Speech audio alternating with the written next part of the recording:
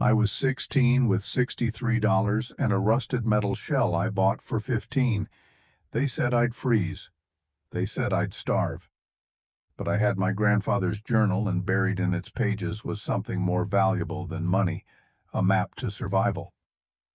The door slammed behind me on a Friday evening in mid-September, the sound final as a judge's gavel. I stood on the sidewalk with my backpack pressed against my chest, the weight of everything I owned digging into my ribs. $63 in my pocket. That was all Rick had allowed me to keep from the summer I'd spent bagging groceries at Riverside Market. The sky over our neighborhood had gone the color of old dishwater, neither dramatic nor kind, just indifferent. Cars passed. A dog barked 3 houses down. Life continued its normal rhythm while mine splintered into something I didn't recognize.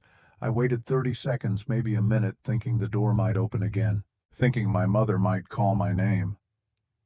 The windows stayed dark. No curtain twitched. Inside that house were 12 years of my life after we'd moved here from Portland. My bed with the quilt. My grandmother made my desk, scarred with pencil marks from geometry homework. The cracked mirror in the hallway where I'd watched myself grow from child to something approaching adult. All of it sealed away now, belonging to a version of me that no longer had permission to exist. My fingers found the strap of my backpack and tightened until my knuckles went white.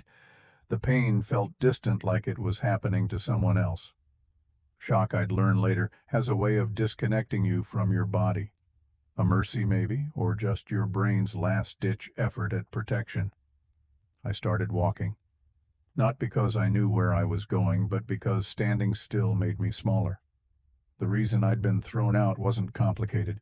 I'd gotten into a fight at school the day before, defending a freshman named Marcus from 3 seniors who'd cornered him behind the gym. One of them had a bloody nose by the time Coach Peterson pulled us apart. The school suspended me for 3 days. When I came home with the paperwork, Rick had been waiting in the kitchen, beer in hand. That look on his face I'd learned to recognize over the past 9 months. The look that said he'd been waiting for an excuse. Your daughter, he'd told my mother, not even bothering to use my name, is out of control. This is the last straw. She goes or I do.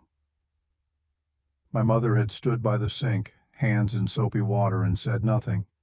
Just stared at the dishes like they held answers she couldn't find anywhere else. That silence had cut deeper than anything Rick could have said. So here I was, 16 years old, $63, a backpack containing 2 pairs of jeans, 4 shirts, underwear, socks, a hoodie, my phone charger, a water bottle, and a photograph of my father that I'd grabbed from my nightstand.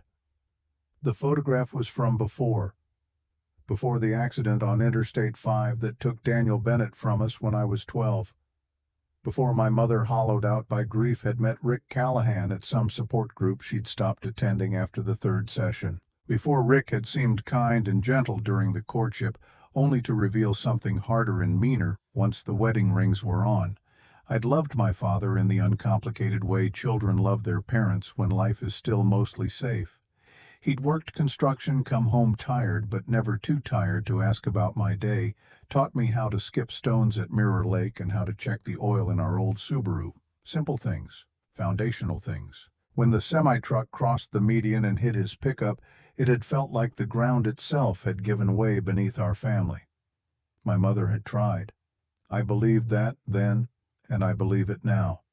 She'd tried to hold us together, tried to keep working her job at the medical billing office, tried to be both parents at once.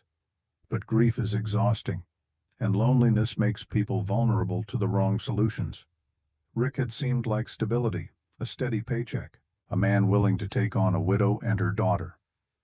The first 6 months after the wedding hadn't been terrible. Rick maintained the facade of decency. But cracks appeared.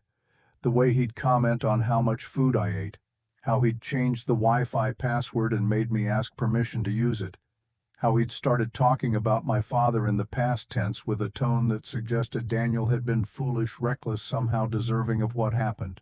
When I'd pushed back, my mother had asked me to be patient, to understand that Rick was adjusting too, to remember that we were a family now and families made compromises.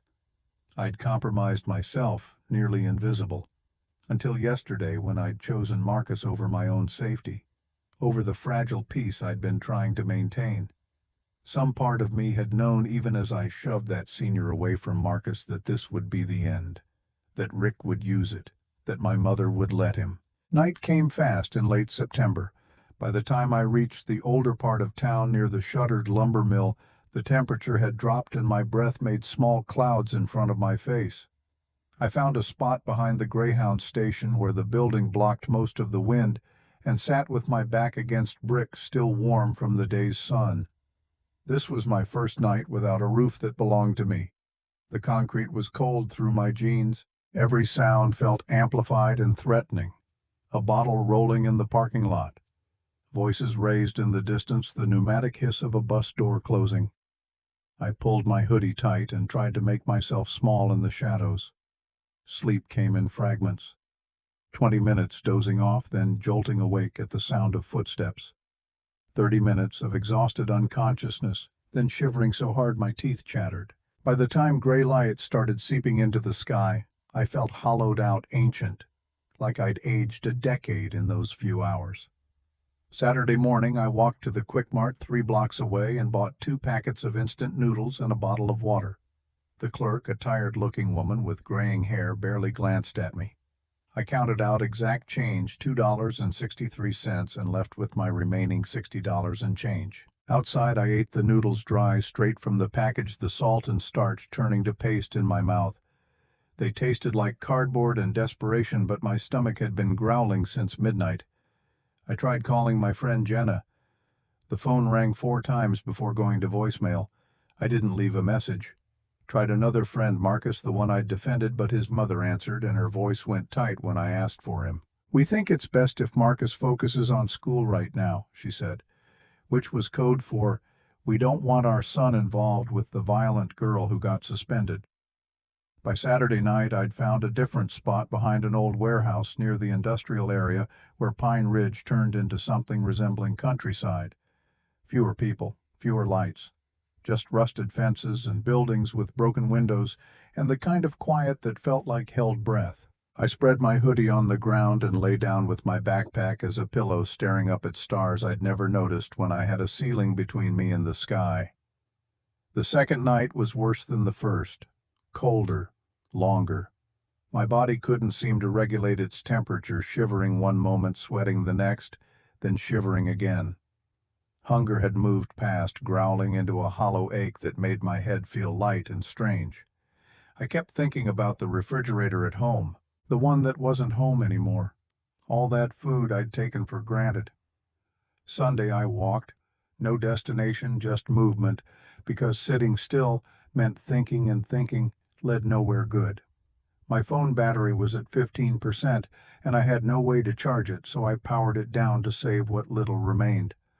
The world without internet felt enormous and empty, like I'd been cut loose from the only tether that proved I existed. By Sunday night, I had $56 left. A loaf of bread and a jar of peanut butter had cost $4. It would last me maybe a week if I was careful. The mathematics of survival were becoming clear and cruel. Every dollar spent brought me closer to nothing. And nothing meant decisions I didn't want to think about. I couldn't go to a shelter. The intake process would involve questions about my age, my guardians, why a 16-year-old was alone. They'd call Child Protective Services. I'd end up in foster care, maybe sent back to my mother and Rick, maybe placed somewhere worse. The system was supposed to help kids like me, but I'd heard enough stories from classmates who'd been through it to know that help was complicated at best and damaging at worst. So I stayed invisible, slept behind buildings, washed my face in public restrooms, tried to look purposeful when I walked, like I was heading somewhere that mattered so no one would look too closely and see the truth. Monday morning came with rain, cold and insistent, turning the world gray and slick. I huddled under an overhang near the old train depot, watching water sheet off the rusted metal roof, and felt something inside me crack. Not break entirely, but fracture. The kind of crack that says you can't keep going like this, that something has to change. That's when I thought of my grandfather. Silas Bennett had died 5 years ago, back when I was 11. Heart attack in his sleep, quick and clean the way he would have wanted. He'd been my father's father, a man who'd worked timber jobs and construction and anything else that paid, who'd taught me to bait a fishing hook, and who'd always smelled like sawdust and Old Spice. After he died, we'd buried him at Pine Hill Cemetery on the eastern edge of town under a Douglas fir that he'd said reminded him of the forests where he'd worked as a young man. I hadn't visited his grave since the funeral. The grief of losing my father had been too raw, too enormous to make room for missing my grandfather, too.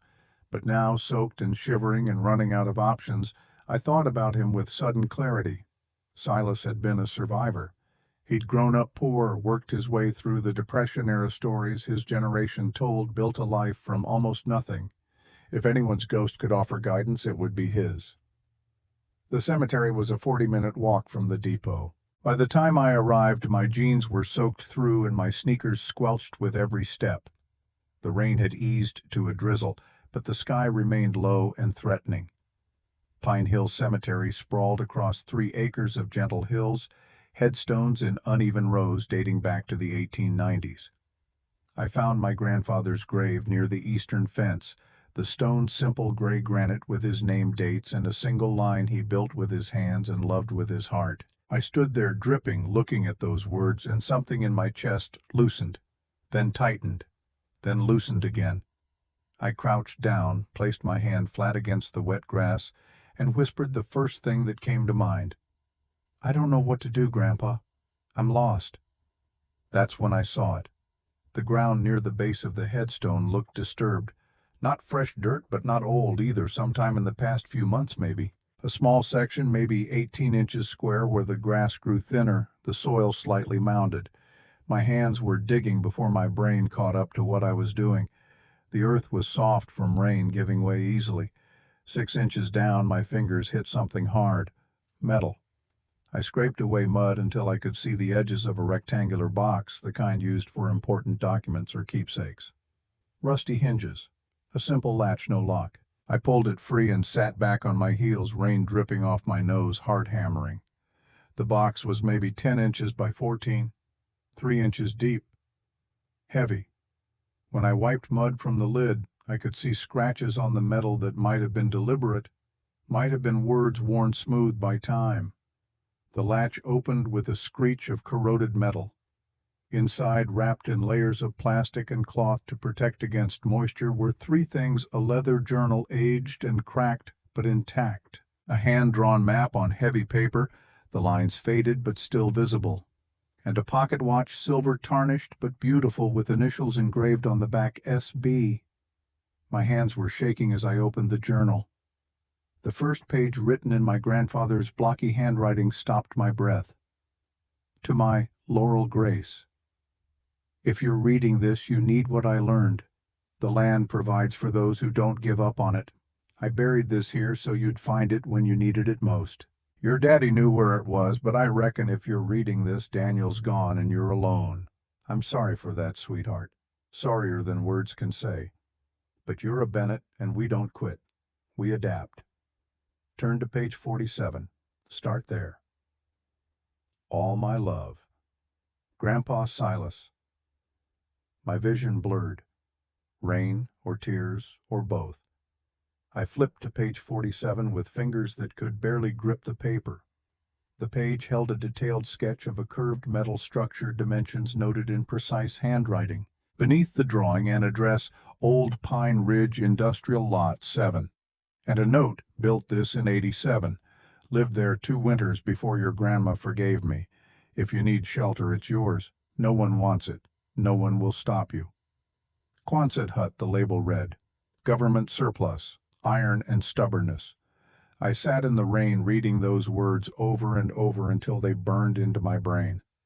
My grandfather had left me a map to survival, had buried it here 5 years ago, maybe knowing, maybe just hoping that someday I'd need it. The rest of that day vanished into a blur of motion. I wrapped the journal and map carefully in the plastic, tucked them into my backpack with the pocket watch, and started walking. The address meant nothing to me, but I'd find it. Old Pine Ridge Industrial, that was the area I'd been sleeping near. Lot 7 would be there somewhere. It took me 2 more days to locate it. Tuesday I spent walking the perimeter of the industrial area, noting street numbers, finding patterns. Wednesday morning I traced Old Pine Ridge Road to its eastern terminus and counted lots. Most were empty, some held rusting equipment, a few had collapsed buildings. Lot 7 sat at the far edge, backing up to a stretch of scrubland and second-growth forest. And there it was, a curved metal shell half buried in blackberry brambles and wild grass, maybe 20 feet long and 12 feet wide, the classic half-barrel shape I'd seen in old military photographs. Corrugated metal streaked with rust, one end open to the weather where a door should have been. I pushed through the brambles, thorns catching on my jeans and sleeves, until I stood in what must have been the entrance. The interior was dim and smelled of old water and earth. Debris everywhere, broken pallets, beer bottles, newspapers gone yellow, and brittle evidence of people who'd sheltered here and moved on. Spider webs hung thick in the corners. The curved ceiling showed rust holes in a few spots, though most of the metal looked intact under its patina of age. But it had a roof. It had walls. It was a space that could be made clean, made safe, made mine. I heard a voice behind me and spun around, heart lurching. An older woman stood at the entrance, silhouetted against the gray sky. She wore a faded flannel shirt tucked into work jeans, boots caked with mud, and her white hair was pulled back in a braid. Her face was lined and weathered in the way that spoke of years spent outdoors, and her eyes pale blue, sharp, took in the whole scene in one sweep. Me. The hut. The desperation I couldn't hide. "You're trespassing," she said. Her voice wasn't unkind, but it was firm, the tone of someone used to being heard. "I'm sorry I managed. I didn't think anyone... I was just looking. Looking for what shelter?" She studied me for a long moment. I tried to read her expression, but found nothing except careful neutrality. Then she asked, "What's your name?" "Laurel." "Laurel Bennett." Something shifted in her face. "Bennett, Silas's granddaughter." "Yes, ma'am." The woman's shoulders relaxed slightly. She stepped into the hut, looking around at the mess with the eye of someone who'd seen it before. "Silas was a good man. Stubborn as hell, but good. Built this place with his own hands back when I was..." She paused, calculating. 40-something. Long time ago. "You knew him? Knew him?" She looked at me directly now, and I saw something in her expression that might have been sympathy. Or recognition. "I'm Iris Whitmore. I own the land next door. Small farm, mostly just a big garden these days. Your grandfather and I were friends." The word friends carried weight I didn't understand yet. I just nodded, suddenly aware of how I must look, dirty, exhausted, obviously homeless, despite my attempts to hide it. "You in trouble?" Iris asked. I considered lying, considered all the ways I could frame my situation to sound less desperate, but something about her directness made dishonesty feel pointless. "I got kicked out. I'm looking for somewhere to stay." "How old are you?" 16. She nodded slowly, like this confirmed something she'd suspected. "Family situation. Stepdad didn't want me around anymore." Mom didn't argue. Iris was quiet for a moment. Then she said, "Come have tea. We can talk about this somewhere that doesn't smell like dead animals and black mold." I hesitated. Every instinct I'd developed over the past few days screamed caution. Don't trust strangers. Don't let people know you're vulnerable. Keep moving. But I was tired. So tired. And this woman had known my grandfather, and something in her steady presence felt like the first solid ground I'd touched since Friday night. I followed her out of the hut and down a narrow path I hadn't noticed before. It wound through the blackberry brambles and opened onto a cleared acre of land with a small cabin at its center. The cabin was old, but well-maintained cedar shingles, silvered with age, a brick chimney releasing a thin stream of smoke. Around it, raised garden beds arranged in neat rows, most of them harvested down to stems and roots for the season. A golden retriever emerged from the porch as we approached, moving stiffly but with tail wagging. The dog was old muzzle gone, white eyes clouded with cataracts, but its ears perked when Iris spoke. "Easy Ash. She's a friend." The dog Ash sniffed my hand thoroughly before deciding I was acceptable. I scratched behind his ears and felt something in my chest ease. I hadn't touched another living thing with kindness since Marcus, and the simple warmth of the dog's fur under my palm nearly undid me. Inside the cabin was exactly what I'd imagined from the exterior. One main room serving as kitchen and living space, a wood stove radiating heat, walls lined with bookshelves and photographs in mismatched frames. A doorway led to what I assumed was a bedroom. Everything was clean, organized, lived in without being cluttered. It smelled like wood smoke and tea and something baking. Iris gestured to a small table by the window. "Sit. I'll make tea." I sat. Ash settled at my feet with a contented groan.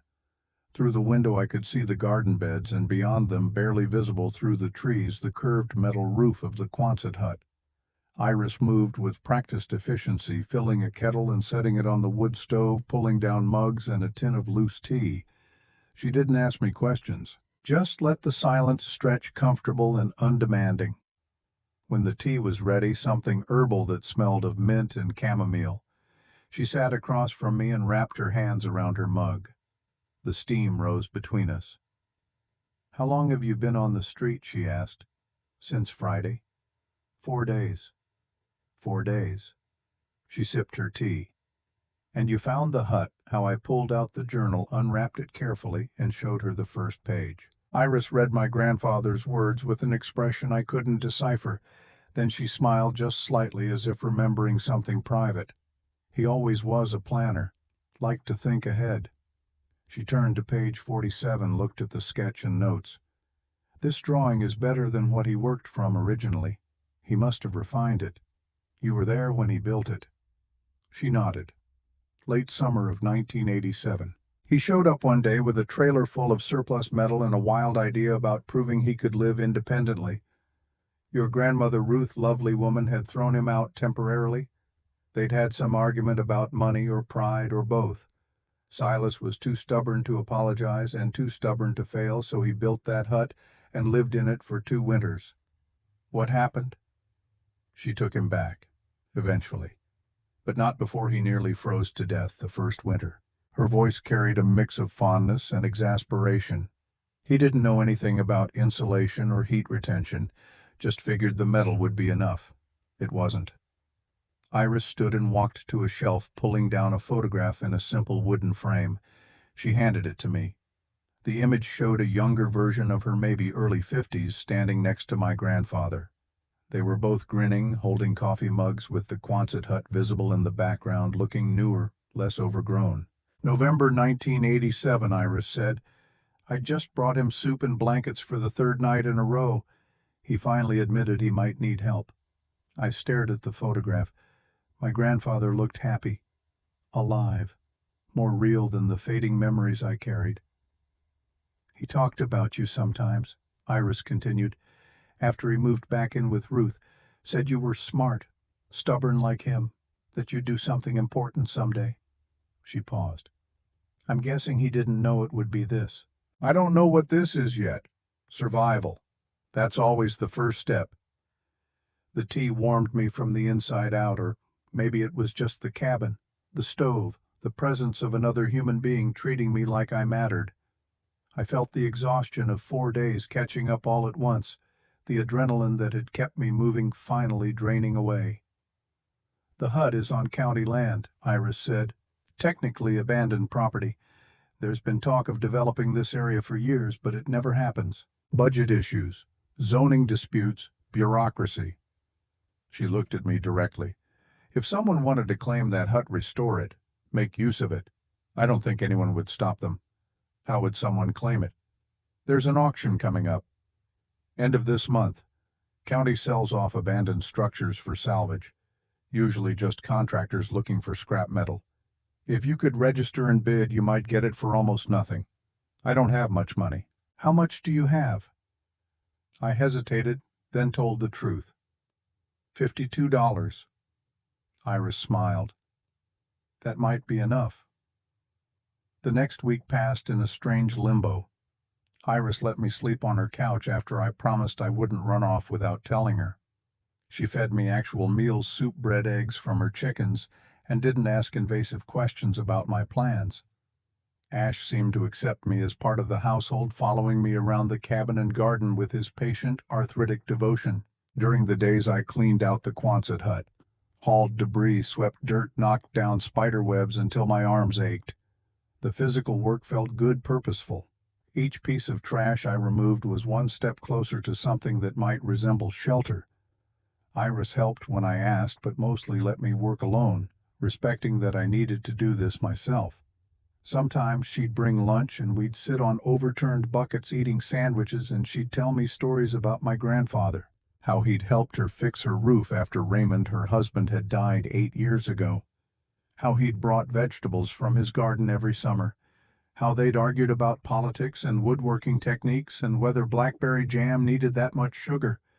She saved my life that first winter, Iris said one afternoon, in the hut. I thought I was being noble, proving a point. Really, I was being a fool.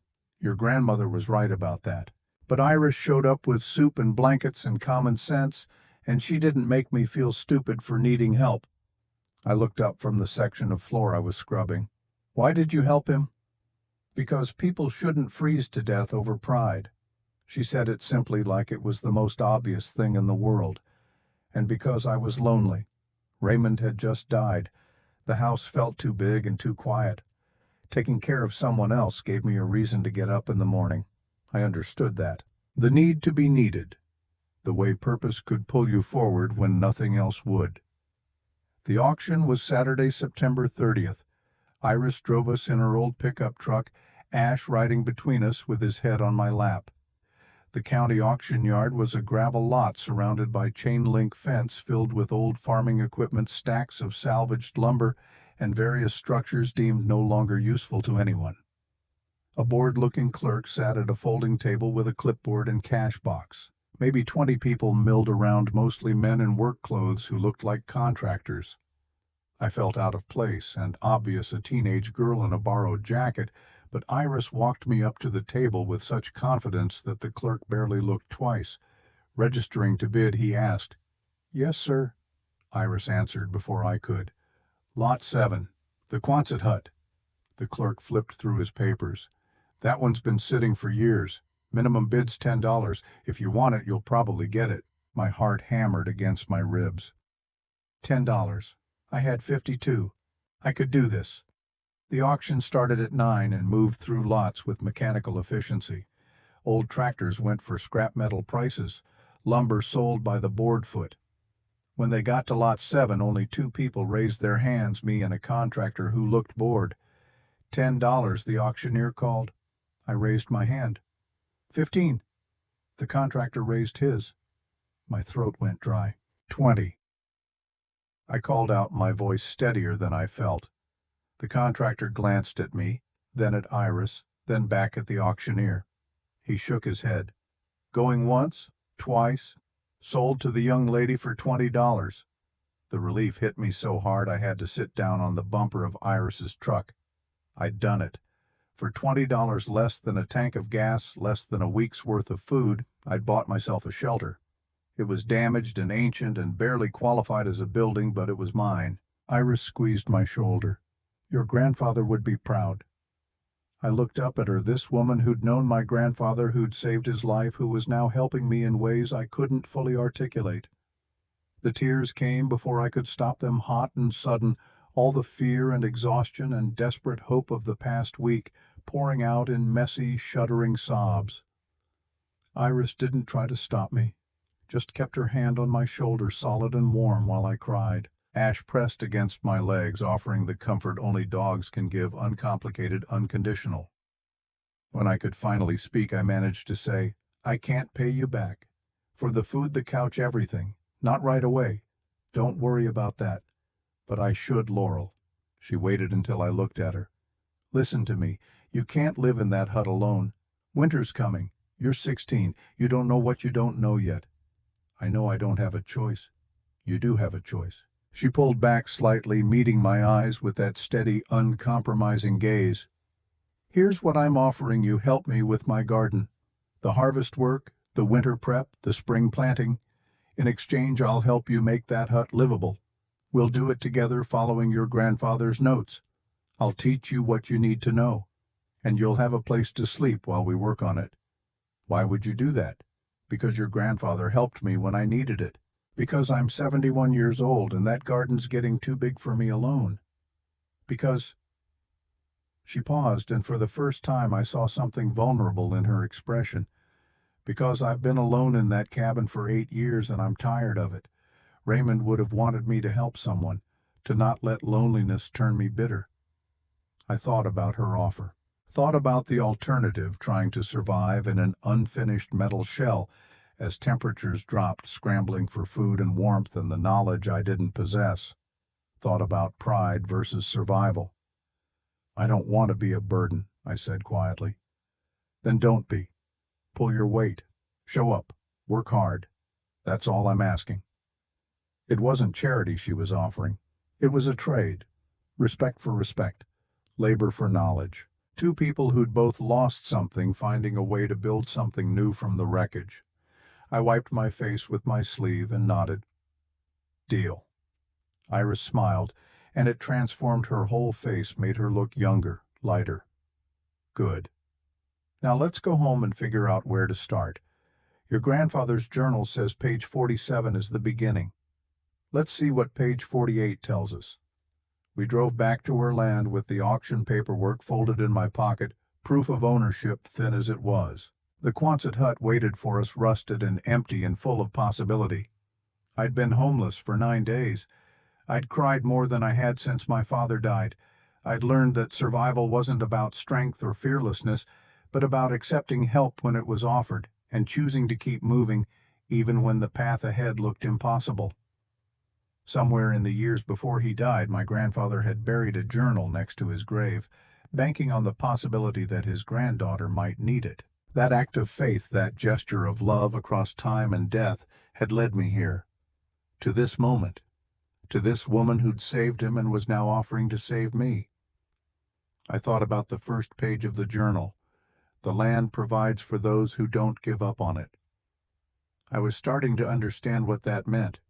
Not that the land would give you everything easily, but that if you worked with it, learned from it, respected it, survival became possible.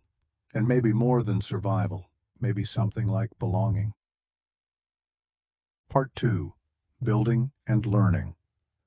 Page 48 of my grandfather's journal began with a single line sketched across the top foundation: "Is everything. Build wrong here, and winter will teach you the lesson twice." The morning after the auction, Iris and I stood inside the Quonset hut with the journal open between us. Late September sunlight filtered through the rust holes in the ceiling, making patterns on the dirt floor. The space looked worse in full daylight than it had during my first desperate inspection, 30 years of neglect, written in layers of grime and decay. Iris ran her hand along the curved metal wall, feeling for weak spots. "Your grandfather learned this the hard way. Metal conducts cold like it's trying to prove a point. You need 3 things before winter hits: drainage, so water doesn't pool and freeze underneath; insulation to keep the metal from turning this place into a refrigerator; and a way to seal it so wind doesn't whistle through like you're living in a cave." I turned to the next pages. My grandfather had documented his mistakes in careful detail: where water had pooled during his first November storm, which sections of metal had sweated condensation so badly the floor turned to mud, how wind had found every gap and made sleep impossible. Each failure was marked with a sketch showing the problem and a note explaining the solution. We started with drainage. Iris brought shovels from her cabin, and we spent 3 days digging a shallow trench around the perimeter of the hut, sloping it away from the structure so rainwater would flow downhill instead of collecting underneath the metal. My hands, soft from a childhood spent mostly indoors, developed blisters by the end of the first day. By the second day, the blisters had burst, and the raw skin beneath made every shovelful of dirt feel like punishment. Iris noticed me trying to hide my grimace. "Let me see." I showed her my palms, red and weeping. She disappeared into her cabin and returned with a tin of salve that smelled like mint and something medicinal. "Rub this in tonight and wrap them in clean cloth. You'll build calluses in a week. Until then, rest when you need to. Pride won't keep you warm." The phrase struck me as important somehow, though I couldn't articulate why. I would learn over the next months that survival required a constant negotiation between pushing yourself and knowing when pushing turned into breaking. By week 5, we'd finished the drainage and moved to clearing debris from inside the hut. Everything had to go: broken pallets, glass shards, newspapers that crumbled to dust when touched. We hauled it all to a pile behind Iris's property, where she periodically burned what could be burned and hauled the rest to the county dump in her truck. The work created a rhythm to my days. Wake at sunrise in Iris's cabin, eat oatmeal with honey from her hives, walk to the hut with tools and the journal labor until lunch, eat sandwiches sitting on overturned buckets, work until the light failed, return to the cabin for dinner and sleep. Simple. Exhausting, purposeful in a way that made the chaos of the previous weeks feel distant and unreal. During the second week of October, I turned to page 89 in the journal and found an entry dated November 15, 1987. The handwriting was shakier than usual, the ink blotted in places as if my grandfather's hands had been unsteady. Temperature hit 20 degrees last night. I was shaking so hard I couldn't sleep. Every breath felt like swallowing ice. At 2 in the morning, there was a knock on the metal door I'd hung yesterday. I nearly didn't answer. Thought maybe I was hallucinating from cold. But I dragged myself up, and there stood Iris Whitmore, with a thermos of soup and wool blankets stacked so high she could barely see over them. "You're too stubborn to ask for help," she told me, pushing past into the hut. "So I'm not asking. I'm just doing."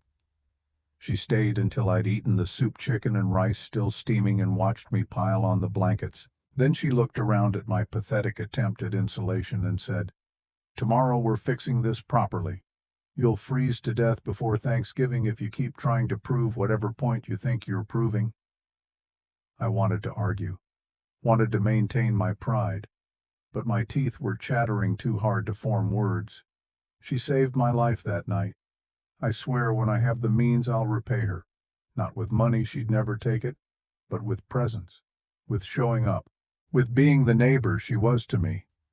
I looked up from the journal to find Iris watching me. "You saved his life."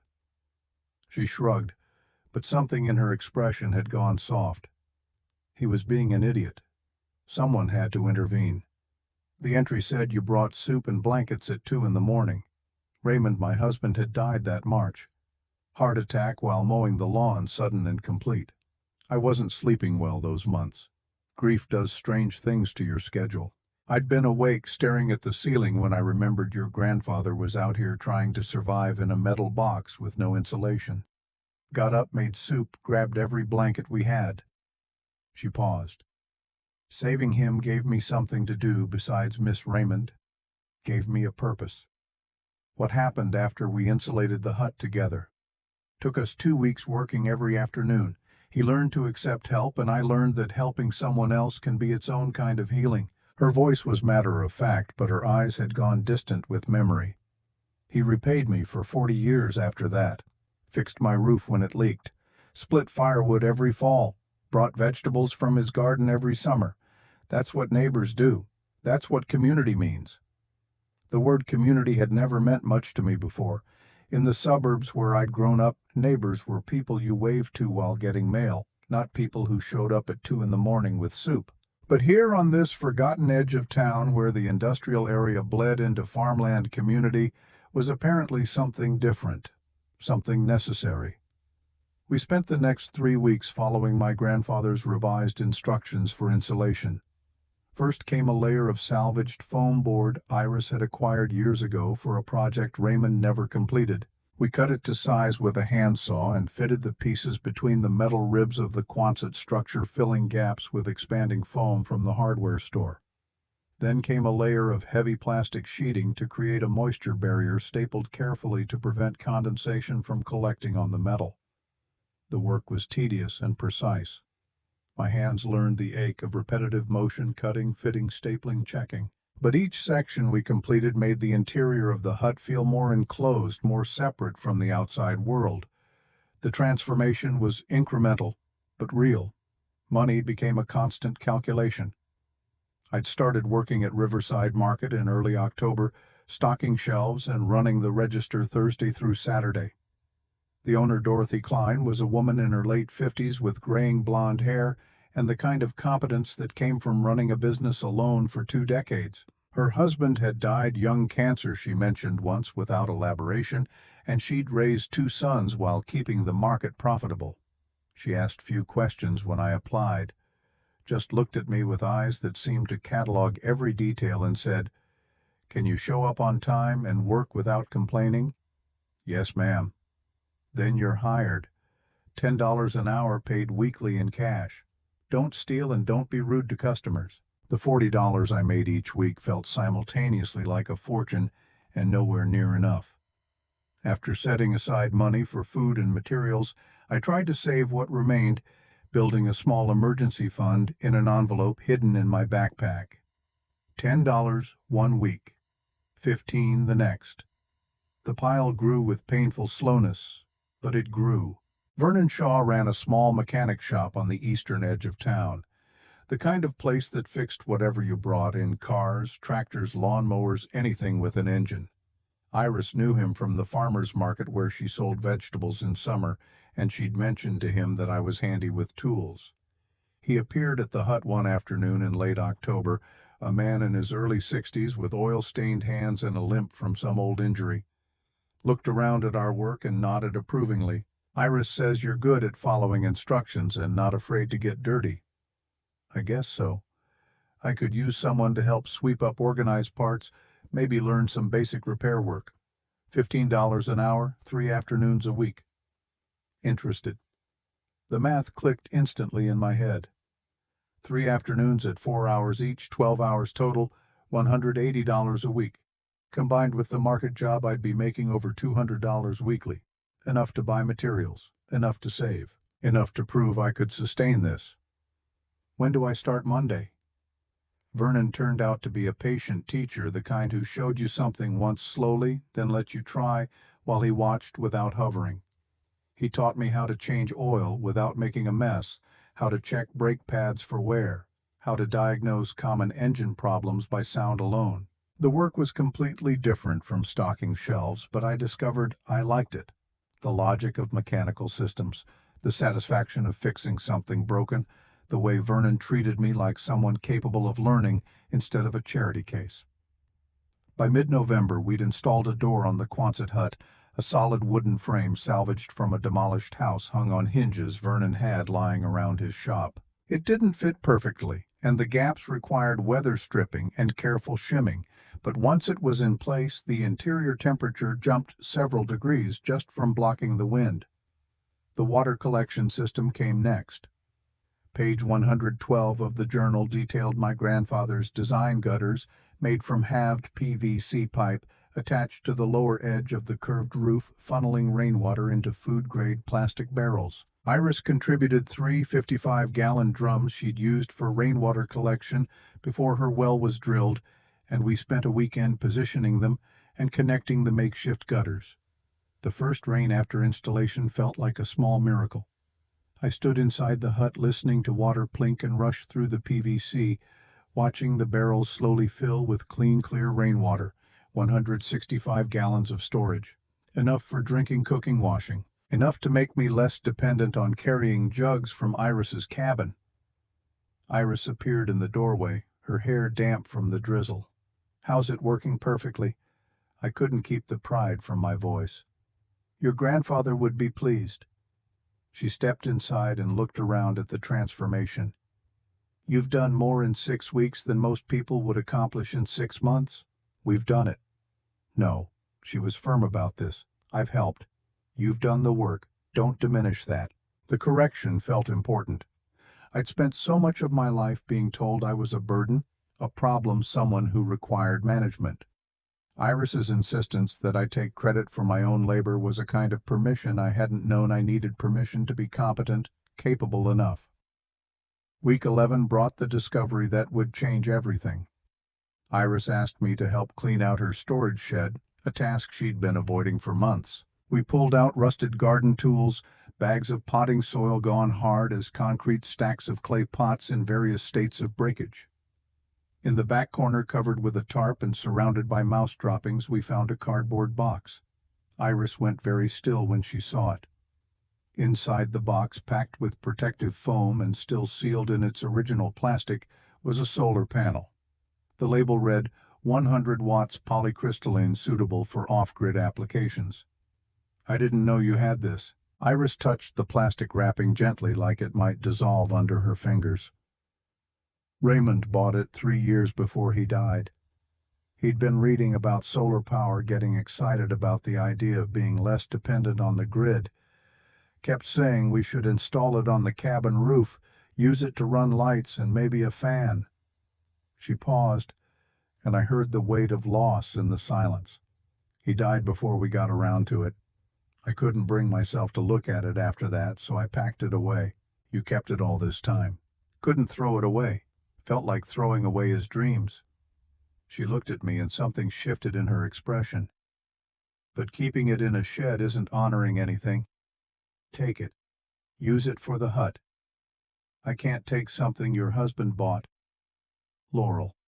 Her voice was gentle but unyielding. Raymond wanted us to be prepared, to be independent, to not be at the mercy of systems we couldn't control. You building that hut, making yourself independent, that's exactly what he believed in. She lifted the box and placed it in my hands. Let me help you. It's what he would have wanted. The solar panel was heavier than I expected, both physically and emotionally. I thought about Raymond, a man I'd never met, buying this equipment with hope for the future, dying before he could use it, and now his widow passing it to me like a baton in a race neither of them had expected to run. Thank you doesn't feel like enough? Iris smiled, and it was sad and warm at the same time. Then don't say it. Just be here. Just keep building. Installing the panel required 2 days of research, trial, and careful adjustment. Iris found a battery and inverter that Raymond had also purchased, still in their boxes.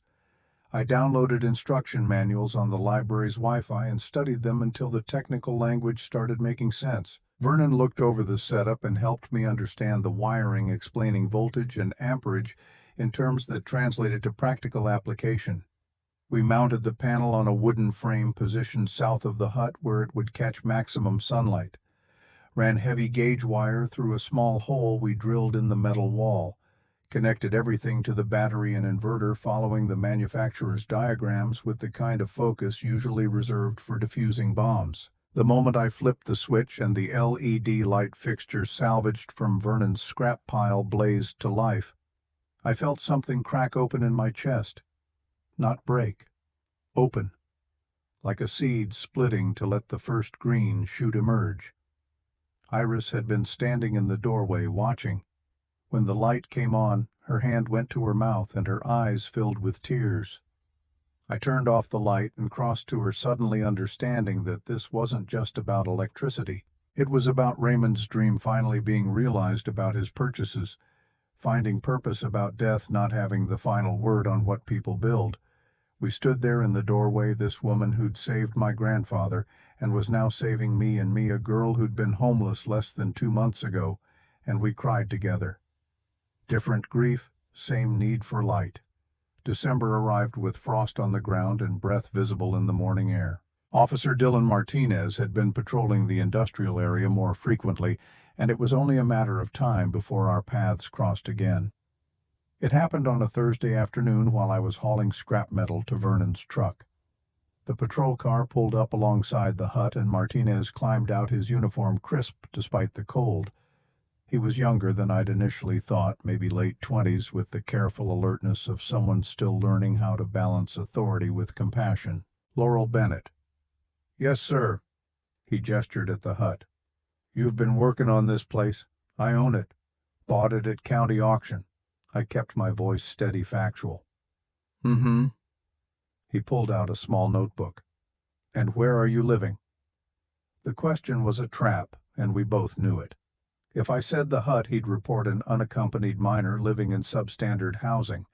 If I didn't answer, he'd assume the worst. Before I could formulate a response, Iris's truck pulled up and she stepped out with the kind of calm authority that comes from 7 decades of not being intimidated by much. "She's with me, officer. Temporary arrangement while we work out the paperwork." Martinez turned his attention to her. "Mrs. Whitmore. And what paperwork would that be, guardianship?" "I'm in the process of filing for temporary custody. Her mother's situation isn't stable and I've known the family for years. She stays at my place, helps with my property, and we're fixing up that hut as a project, all legal and above board." She was lying smoothly, authoritatively, and I tried to keep my expression neutral while my heart hammered. Martinez looked between us, calculating. "I'll need to see documentation within 2 weeks.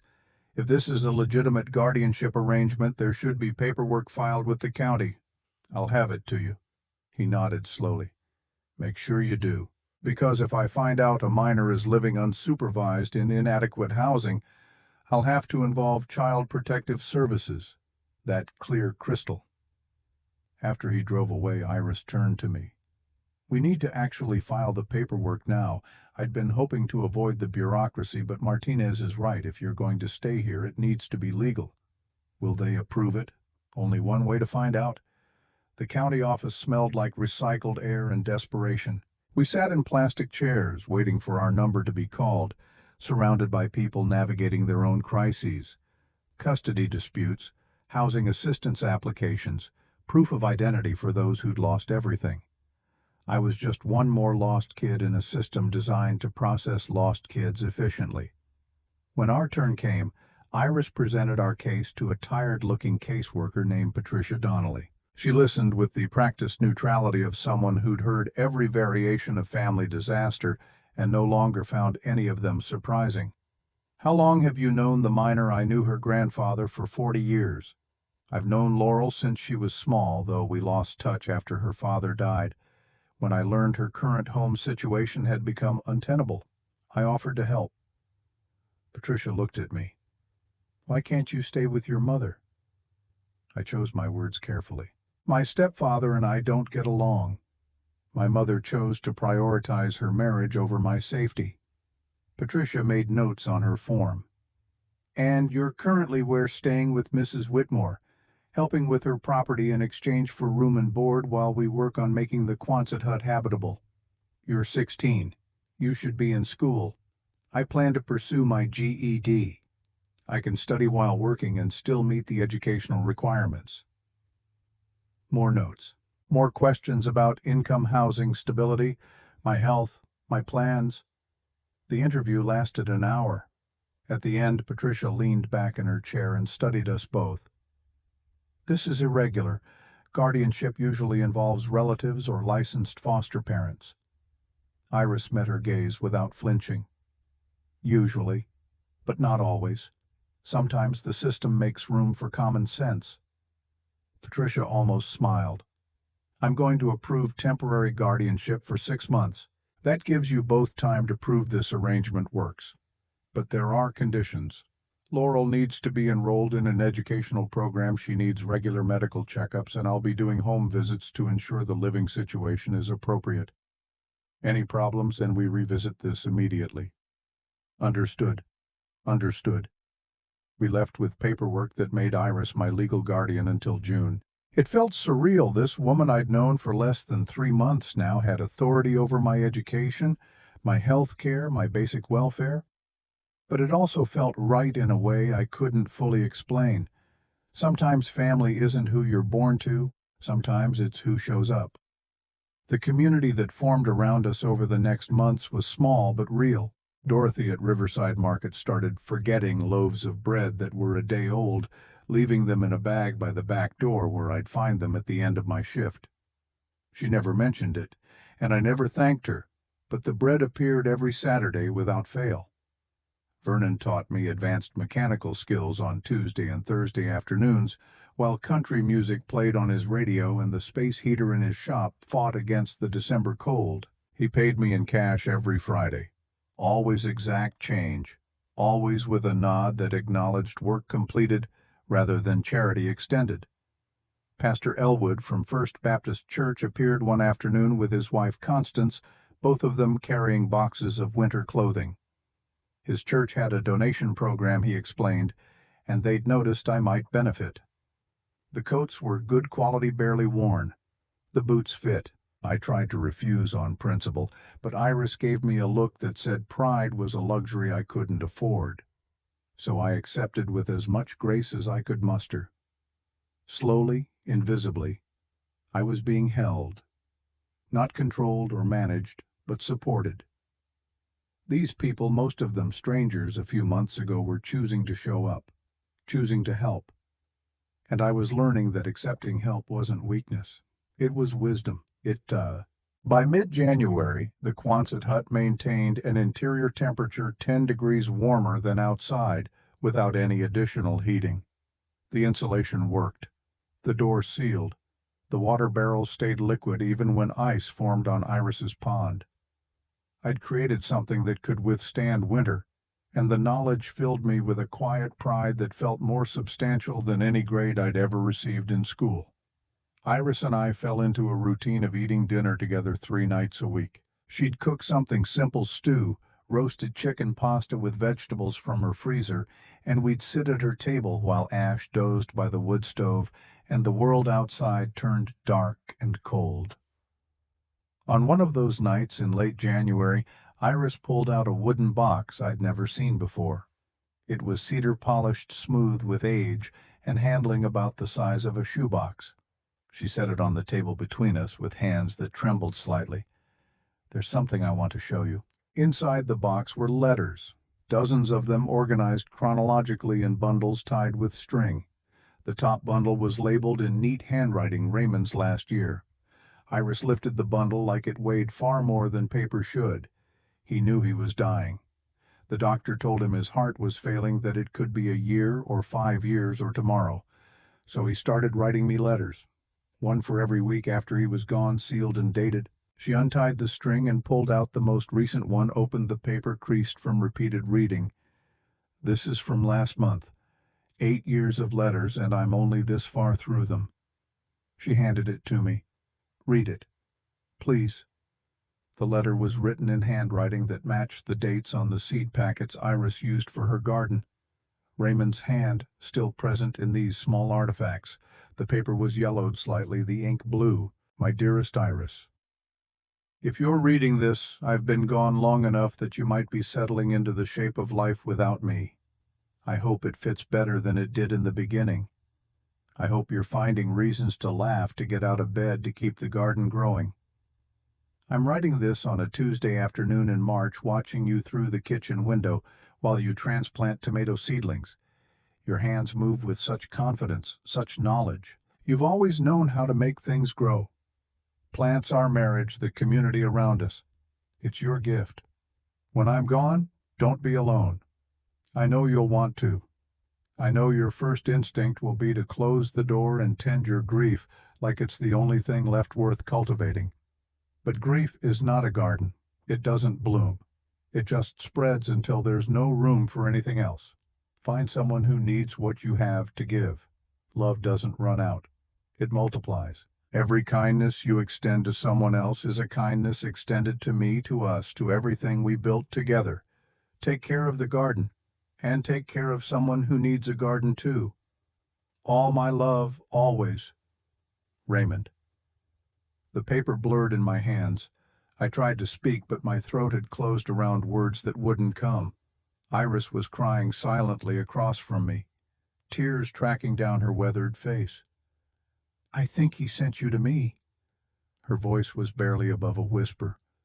"Or maybe your grandfather did. Or maybe it's just that the universe sometimes gets it right. But you showing up when you did, needing what you needed, it gave me a reason to get up, to do something besides read letters and miss him." I reached across the table and took her hand.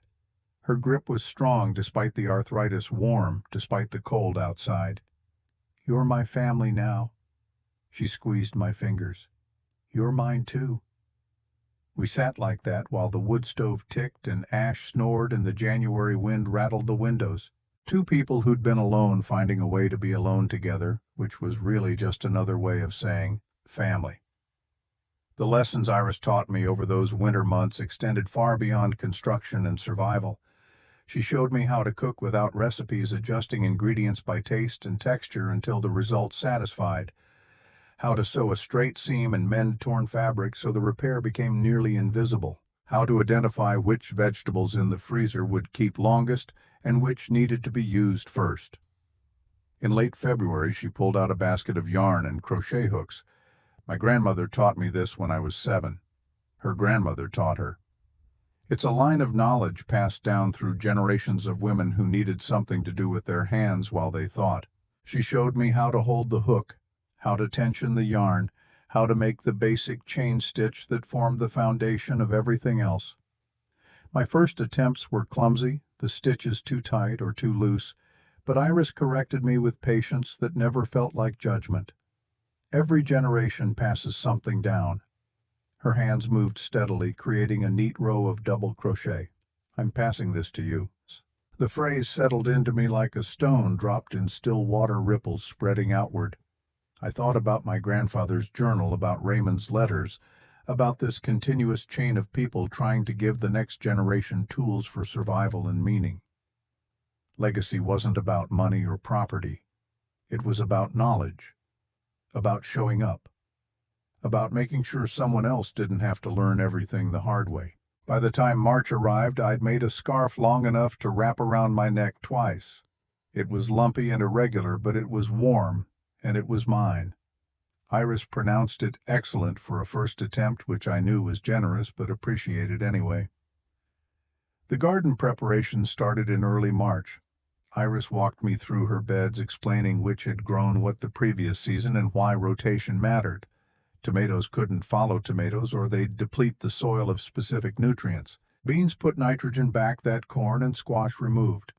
It was a conversation between plants and earth that required years to understand fully, but I was beginning to learn the vocabulary. We turned the soil with pitchforks, breaking up the winter's compression, mixing in compost Iris had been building for decades. The work was hard on backs and shoulders, but it felt productive in a way that made the ache worthwhile. Ash followed us around the garden, occasionally digging his own holes and looking pleased with himself until Iris redirected him away from the seedlings. Sometimes while we worked, Iris would tell stories about Raymond, how they'd met at a county fair in 1971, how he'd courted her with wildflowers because he couldn't afford roses, how they'd decided against children after years of trying, choosing instead to pour that love into their land, their community, each other. How his death had felt like losing gravity itself, suddenly floating in a world that no longer made sense. I told her about my father in return, about his patience when teaching me to fish, about the way he'd sing off-key while making pancakes on Sunday mornings, about the phone call that came while I was at school, my mother's voice on the other end already broken, already changed into something I didn't recognize. We traded grief like currency. Each story an acknowledgement that loss was real, but didn't have to be the end of everything. That people could die and still be present in the routines they'd established, the knowledge they'd passed down, the way they'd taught us to be kind. One evening in late March, Iris showed me a photograph I hadn't seen before. It showed her and Raymond standing in front of a newly built greenhouse, both younger, but already settled into each other in that way long married couples develop. They were holding hands, smiling. 52 years we had. She traced the edge of the frame with one finger. Not enough. Never enough. But I'm grateful for every one of them. Do you think you'll ever not miss him? No. She said it simply, without drama. The missing becomes part of you, like breathing. You don't stop doing it, you just learn to do it without breaking down every time. She looked at me. That's what survival is. Not forgetting, not moving on, just learning to carry it without letting it crush you. I thought about my father, about the way his absence had shaped my adolescence, the way I still sometimes reached for my phone to call him before remembering. The grief hadn't disappeared. I'd just gotten stronger at carrying it. That's what this whole project is teaching you. Iris gestured toward the hut visible through her kitchen window. How to carry weight. How to build something that lasts. How to survive not by being invulnerable, but by being adaptable. The words settled into me alongside all the other lessons she'd been teaching. Survival wasn't about armor, it was about flexibility, about learning when to accept help and when to stand alone, about building systems that could weather storms and maintaining relationships that could weather grief. By the end of March, I'd been living this strange new life for 6 months, working 2 jobs, building a shelter, learning to garden and cook and crochet, studying for my GED in the evenings with books borrowed from the library. It bore no resemblance to what I'd imagined my junior year of high school would look like, but it felt more real than anything I'd experienced before getting kicked out. The Quonset hut was nearly habitable, not comfortable yet not finished, but livable. The temperature stayed steady, the lights worked, the water collection functioned. I could theoretically move in tomorrow if I needed to. But Iris's couch had become familiar. Our dinner routines felt essential. Ash had started sleeping at the foot of my makeshift bed, his warmth and presence a comfort I hadn't known I needed. Moving out felt both like the logical next step and like abandoning something I'd just started building. We never discussed it explicitly, but gradually my belongings that had been packed away in my backpack began spreading through Iris's cabin. A book on her coffee table, my work boots by the door, my jacket hung on the hook beside hers. Small markers of belonging that neither of us commented on but both of us noticed. Then came the moment that would test everything we'd built. It arrived on a Tuesday evening in the last week of March when Iris sat me down with a seriousness I hadn't seen before. "There's something you should know." Her voice was steady, but her hands twisted in her lap. "I went to the doctor last week for the checkup I'd been putting off. The air in the cabin suddenly felt thin. They found something. A mass. Pancreatic." She met my eyes. "It's operable, they think. But it's serious, Laurel. Surgery in 2 weeks, then recovery, then we'll know more." The floor seemed to tilt beneath me. I'd just found her. Just found this life, this family, this person who'd saved me. The universe couldn't be cruel enough to take her now. "How long have you known?" "Since Thursday. I wanted to process it myself first. Figure out what it meant." She reached across and took my hand. "I'm telling you because you're family, because you deserve to know, and because I need you to understand that whatever happens, you'll be okay. You've built something here. You've proven you can survive. I don't want to just survive." My voice cracked. "I want you." The surgery happened on a cold morning in mid-April. Vernon drove us to the hospital in Portland, Iris in the passenger seat trying to appear calm, while I sat in the back gripping Ash's collar like an anchor. The surgery would take 4 hours, they said, maybe 6. They wouldn't know what they were dealing with until they opened her up. Vernon and I sat in the waiting room with Ash at our feet. The hospital had made an exception given the circumstances. The hours crawled. Vernon brought coffee I couldn't drink, made small talk I couldn't focus on, just sat beside me in that particular kind of companionable silence men like him excel at. When the surgeon finally emerged, her face was carefully neutral. The surgery went well. We got clear margins. She'll need chemotherapy, but the prognosis is good. She's strong for 71. The relief made my legs weak. Vernon caught my elbow, steadied me, said nothing. Iris spent 4 days in the hospital. I visited every afternoon after my shift at the market, bringing updates about the garden, about customers who'd asked after her, about Ash, who'd been moping by her empty chair. She was pale and diminished in the hospital bed tubes and monitors, making her seem more fragile than I'd ever seen her. But her grip was still strong when I held her hand. The recovery was slow. 6 weeks before she could do light work. 3 months before she'd be fully herself again. The chemotherapy would start in May and last through summer every 3rd week, making her sick and tired in cycles we'd have to learn to navigate. I moved back to Iris's cabin fully during those weeks. Not because she asked, but because it was obvious. She needed help and I would provide it. The hut could wait. This couldn't. I learned to cook her favorite foods even when she had no appetite. Learned to help her to the bathroom without making her feel diminished. Learned to sit with her during the bad days and celebrate the good ones. Learned that caring for someone you love is both harder and more important than any physical structure you could ever build. The garden still needed tending. I did it alone now, following the pattern she'd taught me, making decisions based on knowledge she'd passed down. The tomatoes I planted that spring were a prayer disguised as agriculture. Please let her live to harvest them. Vernon took over some of my shifts so I could be home more. Dorothy sent soup 3 times a week. Pastor Elwood visited regularly, sitting with Iris and talking about nothing and everything while I worked in the garden. The community we'd been building was holding us now, and I understood with sudden clarity that this was the whole point. Not independence, but interdependence. Not self-sufficiency, but mutual support. By late May, Iris was moving around the cabin more, sitting in the garden for short periods, smiling more days than not. The chemo was brutal. She'd spend 3 days barely able to lift her head, but she endured it with the same steady determination she'd brought to everything else. One evening in early June, she gestured me over to where she sat by the window. "I need to tell you something." My heart clenched. More bad news? No. Good news. She pulled out a folder of legal documents. "I've been working on this for a while, had the lawyer finalize it last week. I'm making you co-owner of this property.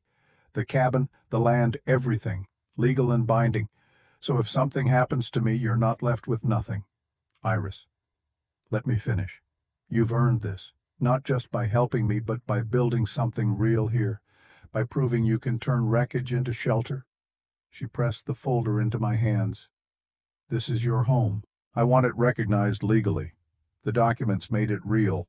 Laurel Grace Bennett, co-owner. Equal rights to the land, the cabin, the future. I don't know what to say. Say you'll keep building, keep growing, keep passing things down. That's all I ask. I will. The promise felt enormous and simple at the same time. I promise.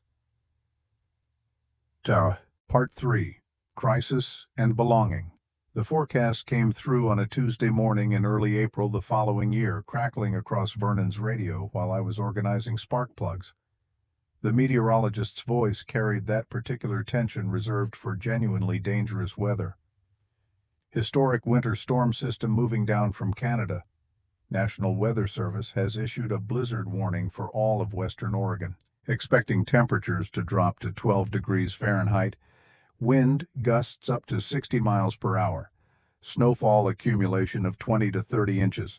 This will be the coldest, most severe storm in 3 decades. Residents are urged to prepare for extended power outages and impassable roads.